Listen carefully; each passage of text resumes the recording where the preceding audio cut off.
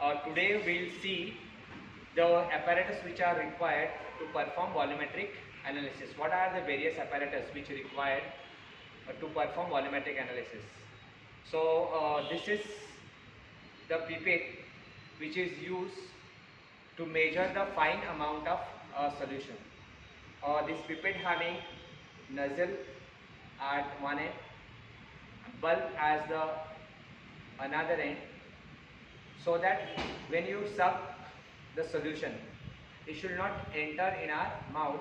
So that is the use of this bulb. It will store here. Okay. Same way on this burette, there is a fine mark.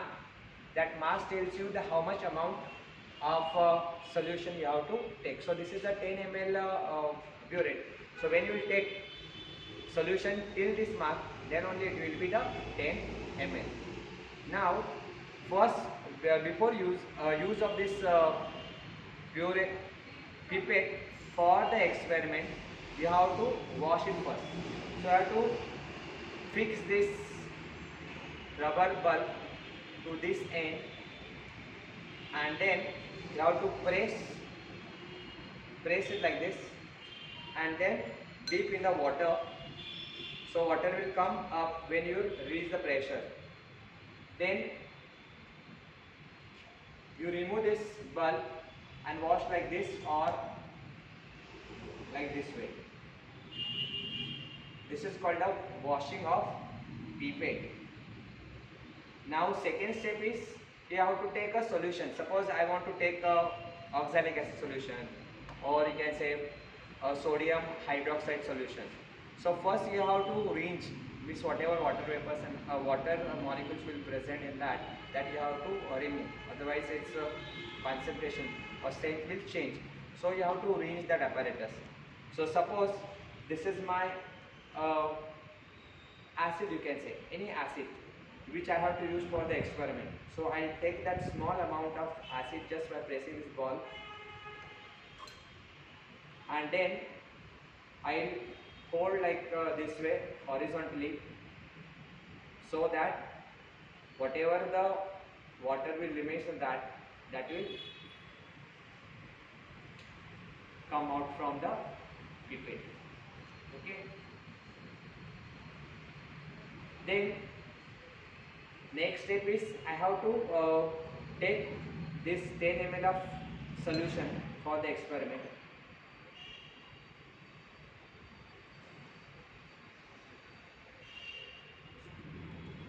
So see, the solution is coming up.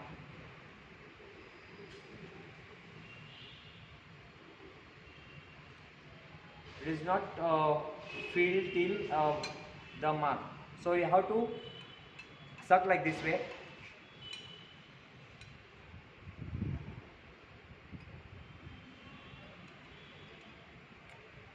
Now solution is above the marks. This is my mark. So till this marks it will be 10 ml. So it is above that mark. So that I have to remove the solution from this pipette. So just you have to rotate this middle finger from the top, so that what the solution will come down. See, the solution is coming down. Now it's reached till the marks. So this solution I have to transfer in a this conical flask like this way. Okay. So use of this pipette is to find measurement of solution which we have to use for the volumetric analysis. See, here some liquid is remains at the nozzle of the pipette, that you have to remove by just pressing like this way from up, as well as at the middle it will come up. Okay, don't blow it. Pipette you don't have to blow. The next apparatus we require for the volumetric analysis is a burette. This burette is the number from top to the bottom. Here it is a 0 mass, then 1, 2, 3 up to the 25 ml. Here we have a rubber tube and a pinch cork to stop the solution. But this is a second type where capacity of this burette is a 40 ml. It starts with the 0 to the 40. Okay, and just by rotating this cock we can release the liquid like this way. Okay, here you have to take a solution till the 0 mass. You have to adjust till the 0 mass. So just I'll rotate this cock so that the solution will fall down, and I'll get a solution in the burette till the mark. Here you have to, this is a liquid, colored liquid, so you have to take lower meniscus. Sorry, upper meniscus you have to take.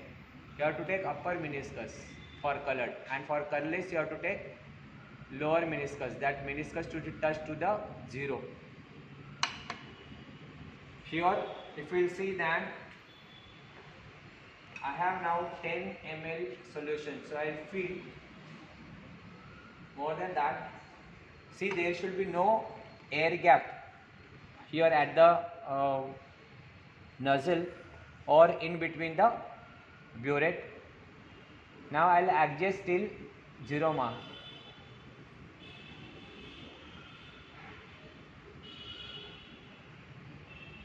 Okay, so here this is a colorless solution, so you have to adjust till lower meniscus.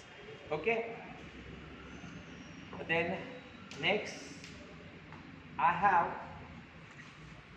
this is a flat bottom flask, or which is also called as a volumetric flask. This flask is used to prepare the standard solution. By first you have to weigh the particular, you can say acid or acid, and then you have to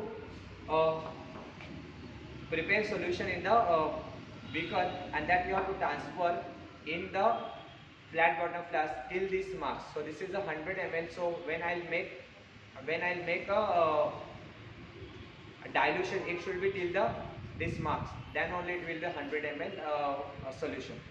Okay. Then in chemistry lab we use a burner to heat. Suppose some reactions are the endothermic reactions. So for that, to proceed the reaction, we have to require heating. So this is a Bunsen burner which is having here at the middle we have hole. So if you open this hole, then it will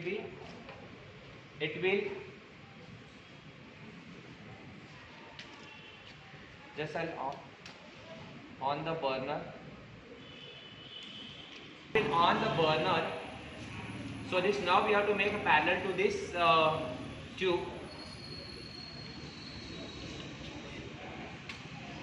So here I have on burner. See, this is a blue flame. Now at the middle of this burner we have hole.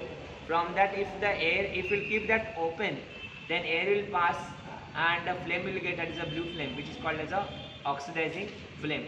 But if you want some like a charcoal cavity test you want to perform, that time you have to require a reducing flame.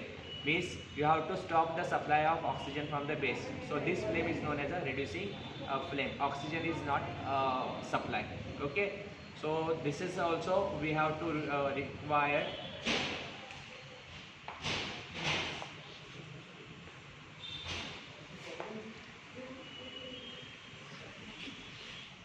So this is all about the apparatus which is required in chemistry lab. There we have seen the various type of apparatus and their use. So you should know what is our aim.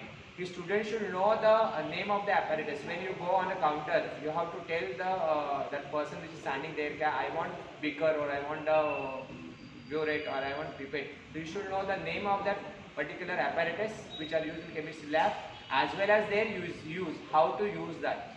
Okay. So thank you.